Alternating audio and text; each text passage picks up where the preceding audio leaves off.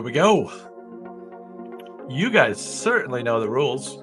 Robots do the painting, you do the guessing, and I give the clues that confuse you along the way. And once again, we're going to be doing the top 20 new wave and or punk bands. So I mixed them all in together. Okay. Punk and new wave is together, whether you like it or not. All right, starting out at number 20. And it's kind of half UK, half US. Okay. Pretty equal opportunity. Now, these guys were one of the first UK punk bands to land on mainstream charts. They wrote a song from the perspective of a murderer. Cheery stuff. Their frontman went by the name TV Smith. Yeah, the safety pin would help you, I think, quite a bit. No, it's not the Boomtown Rats. They were raw, political, and deeply DIY. Gary Gilmore's eyes made people squirm and listen. Their frontman was named TV Smith. Remember that? Their punk attitude was bigger than their career span. And their eyeliner game was strong, which is important. UK band, only lasted from 1976 to 1979. And I'll tell you what, this is the only one on the list I never heard of. This is called the Adverts. The Adverts. Anybody heard of them? Stuart? Ever heard of the Adverts? Or are the robots pulling our legs here? Maybe. Now, you already know this one from the picture. Number 19. They believed society was moving backward, not forward. Their outfits looked like Lego spacesuits. Very good. Very good, Doctor. No, so Stuart, you had heard of them. That's good. So the robots aren't pulling our legs. These guys blended synth pop, satire, and strange dancing into one glorious mess. They didn't cover Satisfaction. They dismantled it. Here's my favorite. Whip It made them a one-hit wonder until people heard the album, and then they weren't only one hit anymore. Yes, Devo. Now, the band is quite a bit bigger than this, but that's all that would fit in the picture. So there's other band guys that aren't in the picture. Devo is, of course, correct. Devo proved that nerds could rock, especially if they wore flower pot hats. Devo, get this, 1973 to the present. They're still around. There you go. Devo. You guys like Devo? Oh, that was pretty cool. They had some cool songs. Everybody was so different back then. All right, number 18. Now, this one's a little more West Coast niche, LA niche, but huge.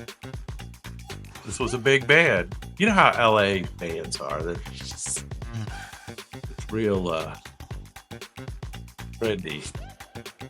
These guys helped invent the West Coast punk sound. Their lyrics were more beat poetry than beer chants. They were fronted by two vocalists who were married when they started the band, and then they weren't married after they started the band.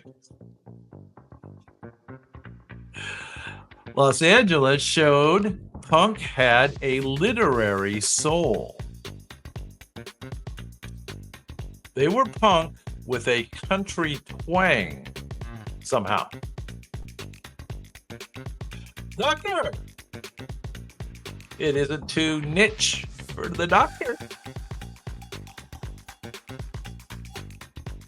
There you go.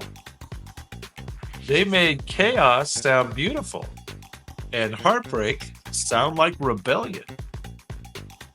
Gotta turn things around. X is indeed correct. X. They started in 1977, and the robots tell me they're still touring today. X. There you go. Glad to see some of these bands are still around. That's cool. They're not all dead, like some of them. All right, we're down to number 17, punk and new wave. Top 20. This band came from Northern Ireland and brought catchy joy in a tough time. Their singer had a voice like a punk Buddy Holly. Another Buddy Holly clue. They weren't political, just obsessed with teen heartbreak. Stuart! Very good. John Peel called one of their songs his all-time favorite. Teenage Kicks is their perfect eternal anthem. Teenage Kicks. I'm not placing it, but I'm sure I've heard it. You are correct. It is the Undertones. The Undertones.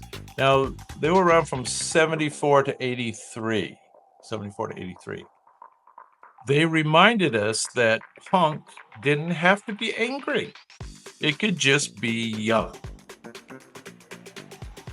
I guess that makes sense, that you can just sound young. You don't have to sound angry. The Undertones. There they are. Irish. Irish. Northern Irish. All right, we're down to number 16. Top 20 punk and new wave bands. These guys, their name caused as many headlines as their lyrics. Yeah, it's quite the catchy name. Their singer, Jello Biafra, ran for mayor of San Francisco. Their mixed surf guitar with savage political takedowns, Holiday in Cambodia, was a middle finger in music form. Okay. Their live shows were part protest, part punk sermon. Doctor, very good. Very good. You are correct. Dead Kennedys. Dead Kennedys, 1978 to 1986.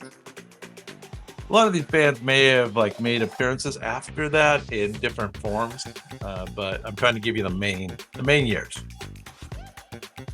They may have started more political arguments than any other band and enjoyed every one of them.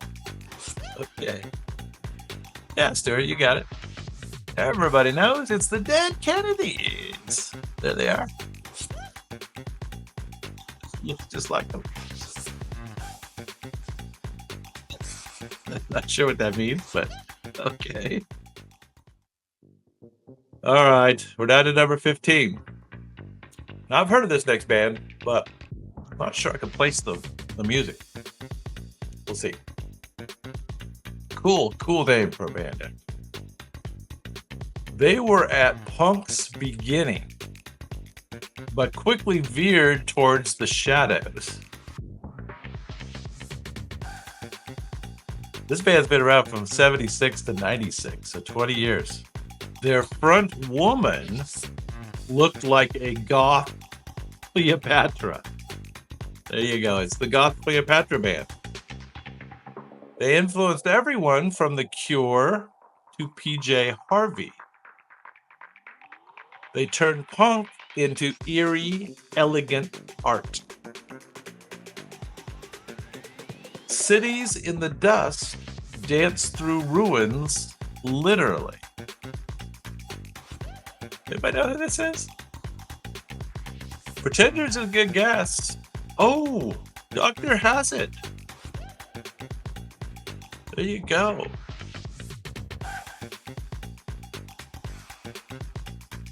Yeah, nice. Susie and the Banshees.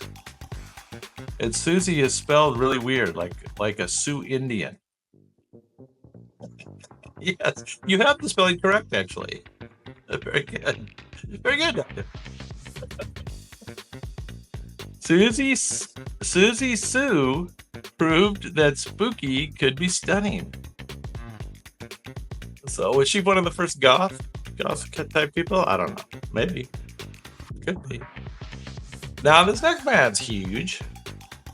I actually saw them on kind of their like comeback tour. Oh no, it was probably her solo tour. So a little after their main run that I saw. I saw them in a small place, kind of like Dave's After Dark. They started in punk, but ended up inventing new wave. This is the inventors of new wave.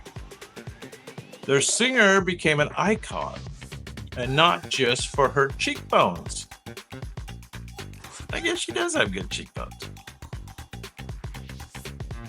It's not the first thing I noticed.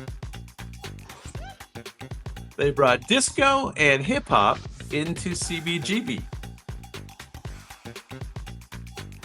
Not Talking Heads, not Pretenders. There you go, Rhombus. Rapture dropped one of the rap's earliest major label moments. Yeah, Debbie Harry. Debbie Harry was punk's first cover girl and a rule breaker to the core. Yes, I can attest she's a rule breaker. At the show I went to, it was called the Coach House, and you sat at these long tables where you actually had dinner first, and then lots of beer and whatever, whiskey, whatever. She came running down the table, off the stage onto the table, picking off everybody's drinks and stuff. And she had a really short skirt. And I won't say any more. All right, number 13. So I'm not remembering this band real well, but I've heard of them. Their guitar solos were more jazz than punk. Their debut album sounded like nothing else in the 1977. CBGB was their playground and their launch pad.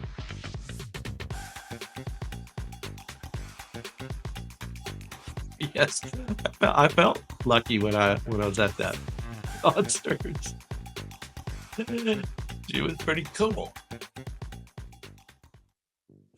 They made long songs into a scene obsessed with short ones.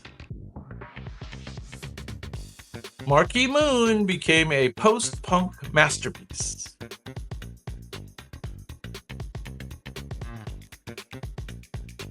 Mr. Artie. This is not the Monkees. We did the Monkees, though. You missed the Monkees on the 1960s category earlier.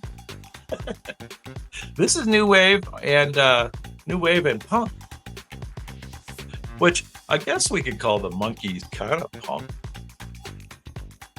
Doctor had it. I skipped over the correct answer.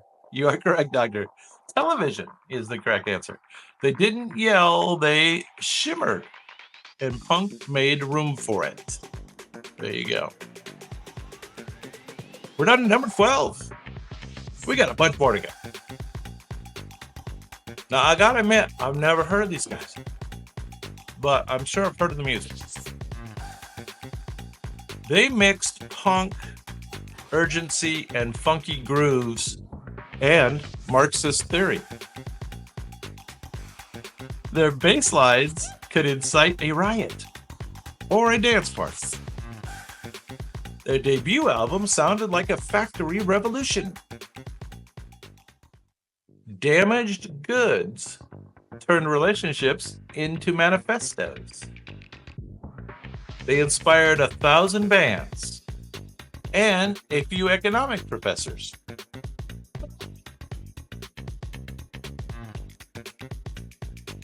Doctor, how'd you know that one? If Karl Marx had a house band, this would be it. You are correct. Gang of Four. Gang of Four. Can you hum a few bars? I'm not remembering this. Damn it, damaged goods. Were they Marxists? Or just the name, Gang of Four?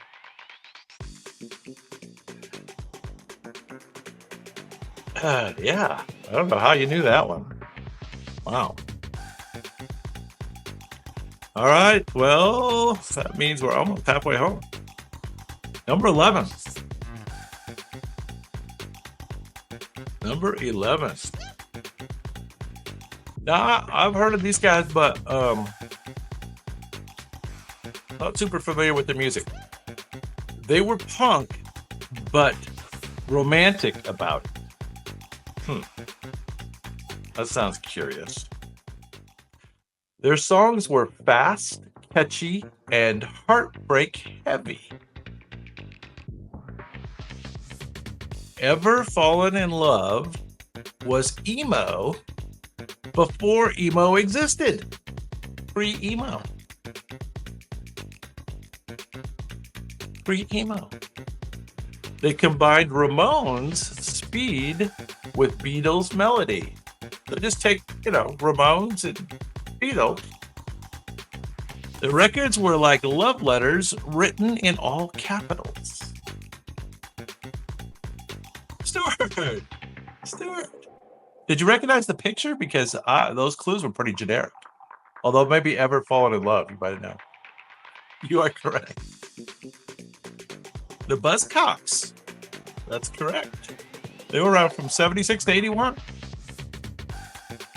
No one made punk this catchy, and few ever tried.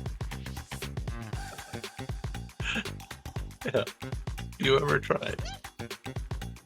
The Buzzcocks, that cool name, right? Pete Shelley. There they are. Cool name, Buzzcock. Like it. All right, top 10. Here we go. Another UK band. Don't know if I can take all this UK. They were the first UK punk band to release a single. So early punk. 76. They beat the Sex Pistols and the Clash to record shelves. So they were before the Sex Pistols and the Clash. They were loud, fast, and fond of horror movie imagery. So their name kind of is associated with that. New Rose was punk's starting gun in Britain.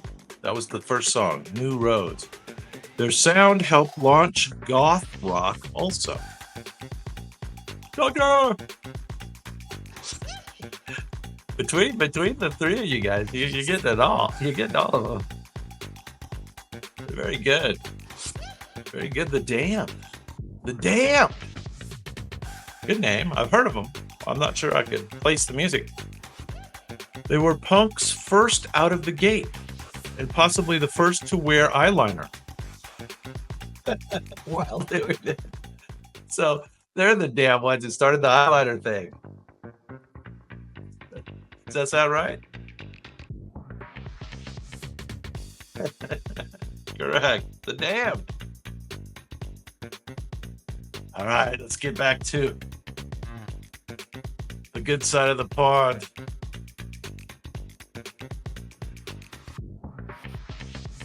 These guys were cool. I have a little bit of a story about these guys. They came out of the art school wing of punk. Yeah, supposedly the lead singer and the writer and the leader of this band was an architect, supposedly. Their singer sounded like a paranoid professor at a dance party. He does sound like a paranoid professor.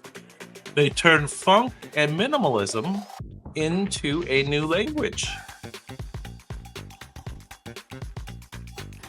The picture kind of gives this one away. Psycho Killer is still an unsettling classic. Once in a lifetime felt like a nervous breakdown you could groove with. Correct. You remember the leader's name? What's the lead singer of the Talking Heads? Do you remember his name? I think he was either an architecture student or a full-fledged architect before doing the band. Close. It is David Byrne, right? Byrne. So very close. Yeah. Byron. David Byrne. There you go. Well, that's your voice thing. Number 8. Talking Heads, a good band, right? Definitely good band. All right. These guys combined punk with rockabilly, horror, and camp.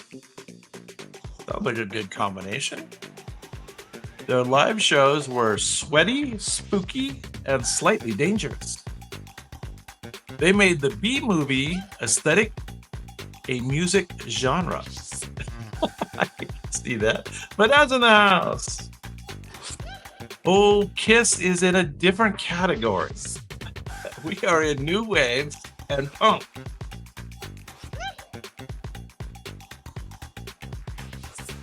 I like this clue. They made the B-movie aesthetic a music genre. Human Fly buzzed with low-budget brilliance. They basically invented psychobilly. Misfits, good guess. But incorrect. Anybody remember this band? If Frankenstein threw a sock hop, the Blanks would headline. If Frankenstein threw a sock hop. Yeah, Doctor. Very good. Perhaps. What a name. Hey, the gang's truly all here now. Good to see you guys. We need the king. We'll have the full house. All right. Now, this next one, number 7, I've never heard of. So you guys don't have to help me with this. Their sound was cold, haunting, and deeply human. Well, maybe that's why I never heard of them. Their frontman struggled with epilepsy and poetry. Bad combination. Their drummer made minimalism feel massive. Love Will Tear Us Apart became their bittersweet legacy. They laid the foundation for goth and post-punk. These guys are at the end of punk. Doctor, what's the word? You guys know these guys. Very good. They never smiled, but it changed everything. Joy Division. Did you know that? You guys Romans do it too. So why did I never hear that? I'm just too old. Ian Curtis. I guess I'm just too old. I don't know. Wasn't hip enough. I thought it was pretty hip. Not hip enough. They check in at number 7 on our list, so pretty high up, right? Joy Division.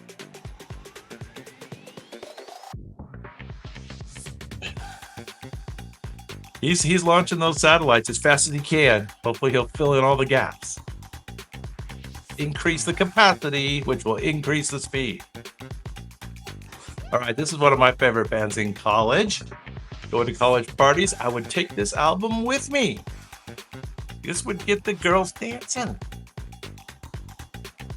Their songs were polished, but pulsing with weirdness.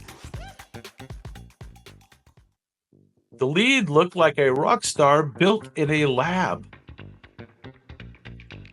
They bridged the gap between punk's edge and pop radio's demands. Just what I needed, nailed the formula, and then reinvented it. They brought synths into the garage. Here's a good guess, but not The Cure. They were the smoothest thing to come out of the new wave. And the quirkiest, Dr. Rick Ocasek. Rick Ocasek looked like a rock star built in a lab. Yes, Stuart. The Cars. The Cars. Oh, yeah. They were around for quite a while. 76 to 88. Not bad. There they are. And pink's the right color for them, I guess. You remember the first album with just the lady's face with a steering wheel? And she had like really bright red lipstick. Yeah, that defined new wave. All right, number 5. This is one of my favorites from that era because it was different, very different, but cool. They dressed the same, played the same, and changed the world. Their songs rarely hit 3 minutes, but they stuck in your brain forever. Yes, it did. Blitzkrieg Bop was punk's battle cry. They toured endlessly, whether or not anyone showed up. They did everything fast, except get inducted into the Hall of Fame. Raucous. Stuart. You guys are correct. They weren't brothers, but they made punk feel like family.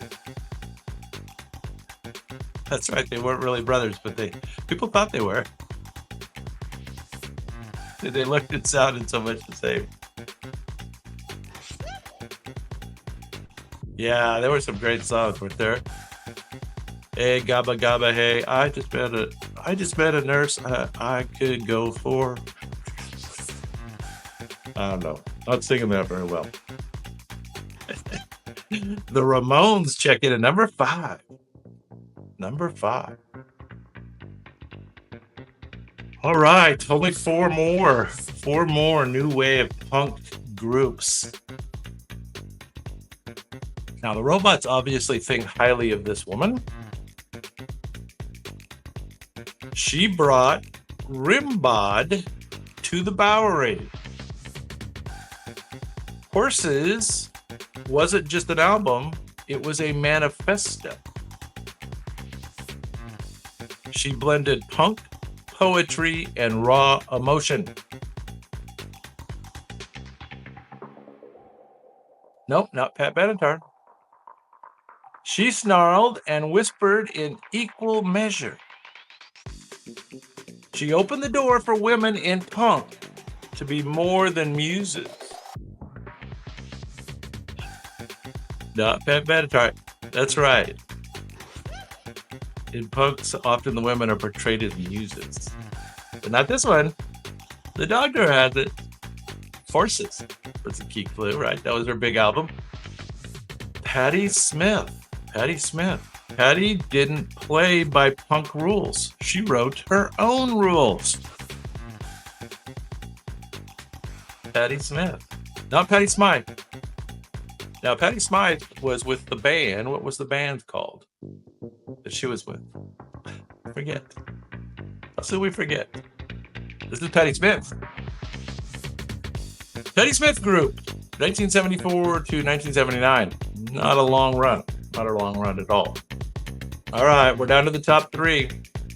Can you guess before we even do them, what the top 3 are? Bet you could. You thought about it. These guys were proto-punk before punk had a name. Proto-punk. The frontman invented stage diving and shirtless chaos, which was important. Their songs were as primal as the caveman's drum circle. I Want to Be Your Dog was disturbing and perfect. Dogger.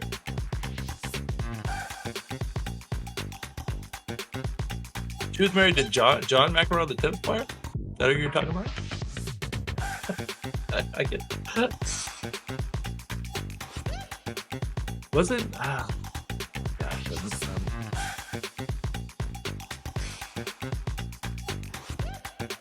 they were a commercial flop and a spiritual blueprint.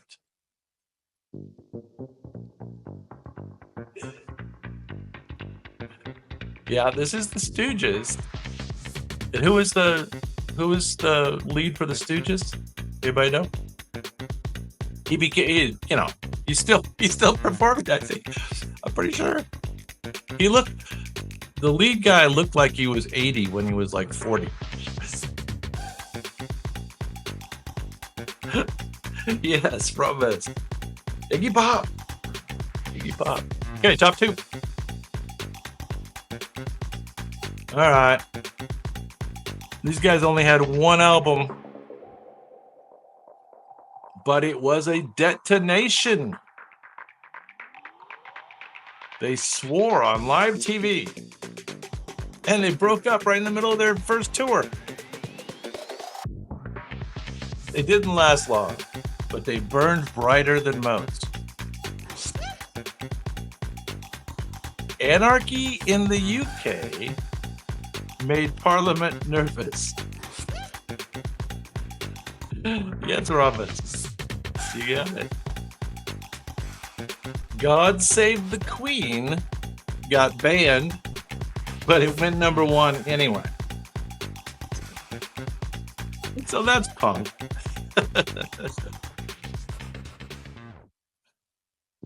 Never mind the bullocks. Johnny Rotten. Yeah. And this is the example of the Muse, right? He had the girlfriend that was a big part of the band. Johnny Rotten. They were punk's most glorious mess. There you go. Sex Pistols. 75 to 78. So they did last 3 years. Can't beat that.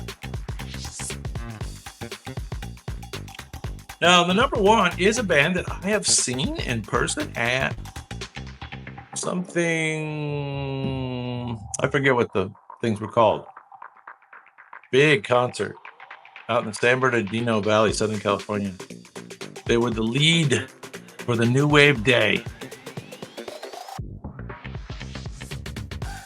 They mixed punk with reggae, ska, funk, and heart. Their songs were protest anthems with power chords. I used to play this album, or when we get to it, I'll tell you which album. Yes, it's The Clash. So I used to play Rock the Casbah. Always. I mean, what was it? The first 2 or 3 songs on that album were a big part of my pre-party tape. Everybody's used to have a pre-party tape, right? Yeah, your pre-party, your party, and your post-party tapes. Clash was always pre-party tape, for sure. They weren't just the only band that mattered. They made sure you believed it. They meant what they played, every last word. London Calling was the sound of the future and the past. They made rebellion sound noble and catchy as hell. That's the part I like, catchy. Yes, The Clash. There they are. I have a different picture of them. All right, well, you guys did stellar at that category. Really stellar.